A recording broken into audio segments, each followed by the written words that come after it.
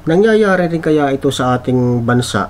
Itong nangyari sa La Palma. Ang tinutukoy ko mga buddy ay itong Netflix movie tungkol dito sa La Palma.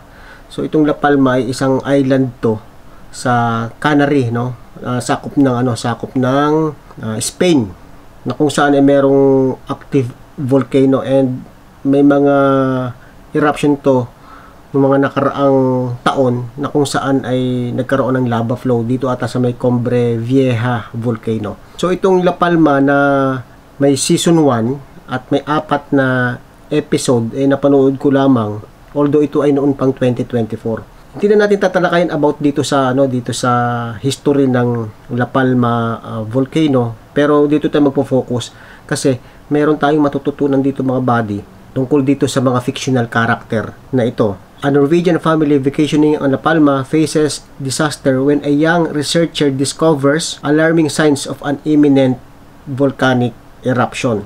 Although fictional yung karakter niya, although yung sabi dito na La Palma Geological Institute ay isang fictional office about dito sa pagmonitor sa mga volcanic activities siguro dito sa La Palma, may matututunan tayo dito in a sense na ito kasing si Annie, bagamat baguhan doon, naka-experience na to, no? Yung kanyang pamilya ay namatay sa isang tragedy, tsunami na nangyari.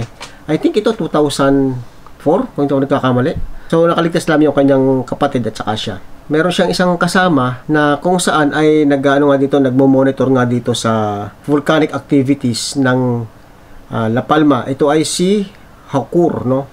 Nung may mga napapansin silang kakaiba. Kasi yung umpisa nung movie na yun mga buddy, nung sa episode 1, nagkaroon ng parang underwater, hindi man natin masasabi na eruption na kung saan may mga namatay na turista dahil biglang kumulo yung tubig sa ilalim. So ngayon may napapansin nga sila na parang nagkakaroon ng pagkakaiba yung mga nangyayari noon. At inireport nila ito dun sa kanilang superior, si Alvaro, na kung saan yun ang head ng La Palma Geological Institute.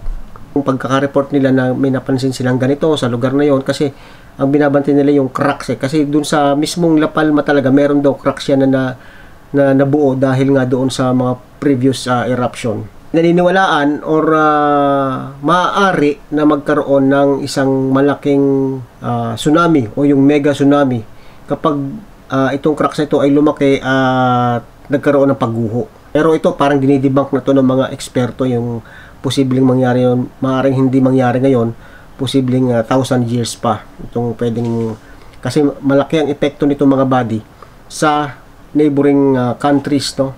Kasi kapag nagkaroon ng landslide, syempre automatic yan, mega tsunami na yan, ano? At kahit na milya-milya ang layo ay maaaring maapektuhan. Yung tanggapin nitong si Alvaro yung mga data o yung mga informasyon na binibigay sa kanila nitong bagong researcher na to. Pero nung bandang huli, nung siguro na pagtagni-tagninan niya yung mga nangyayari na events, ay doon siya naniwala na itong mga binabanggit sa kanila ay posibleng mangyari. So ang ginawa nitong si Alvaro, inireport ngayon doon sa mayor nung La Palma. Pero dahil sa itong La Palma mga buddy ay napakalaki na ng pinagbago, marami ng turista ang pumupunta. At nung mabanggit nga nitong si Alvaro doon sa mayor, parang sinasabi na, sigurado ka ba napakalaki ng pwedeng mawala sa La Palma kapag hindi nagkatotoo itong sinabi mo o hindi magkaroon ng ganitong event. Parang ayaw paniwalaan. So parang hinohold nila yung impormasyon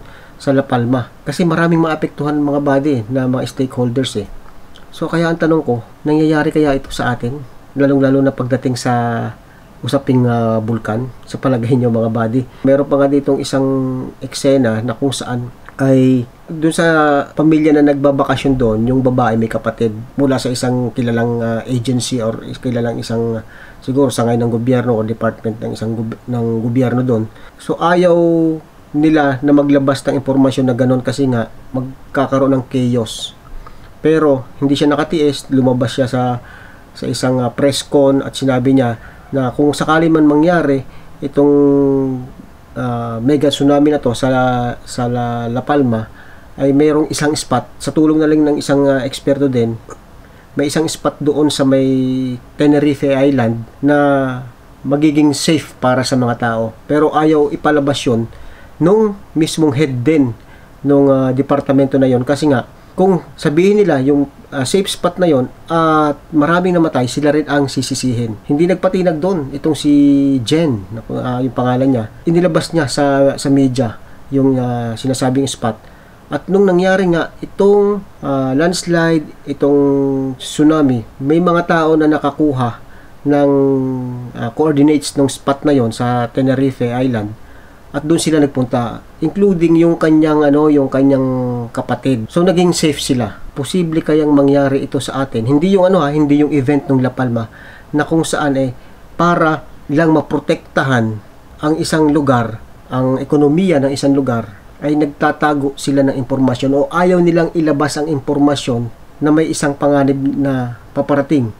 Kumbaga, yung buong impormasyon mga buddy ay hindi nila pwedeng sabihin sa tao, kasi nga baka daw mag-create ng chaos, ng panic. Ito ay makakaapekto sa ekonomiya. So nangyayari kaya yon mga buddy na ganun. May isa kong sinusubaybayan na isang YouTube channel din tungkol sa mga bulkan, na kung saan ay ang napanood ko kanina ay tungkol naman doon sa sa isang bulkan sa Ethiopia na nagkakaroon ngayon ng activities. Itong si Geology Hub. May binanggit siya doon sa last part ng kanyang video, kasi parang ayaw din niya mag-create ng panic sa mga tao. Yung mga nagbi-video kasi doon na malapit sa sa may mga hydrothermal activities, parang nagkakaroon ng mud eruption. Nagbi-video doon. Sinasabi niya doon sa kanyang video na wag na kayong tumigil dyan, lumayo kayo sa pinapangyarihan yan ng ganyan, kasi posibleng malagay sa panganib ang inyong buhay. And syempre yung mga community na nandoon malapit sa bulkan na yon, may sinabi siya, kanyang binanggit sa huli ng video, kaya niya sinilabas yun, rather overestimate than be wrong than underestimate and result to tragedy. Mas maganda na daw na yung i-overestimate mo yung sitwasyon, inaano nyo na agad yung worst case scenario, sinasabi nyo na doon sa mga tao, at magkamali kayo, kaysa sa doon sa ina-underestimate nyo yung posibleng gawin, palagay na ng bulkan, mag-result ito sa tragedy, kasi relax lang kayo, hindi nyo kinumpleto yung sinabi doon sa mga tao, na ganito pala magiging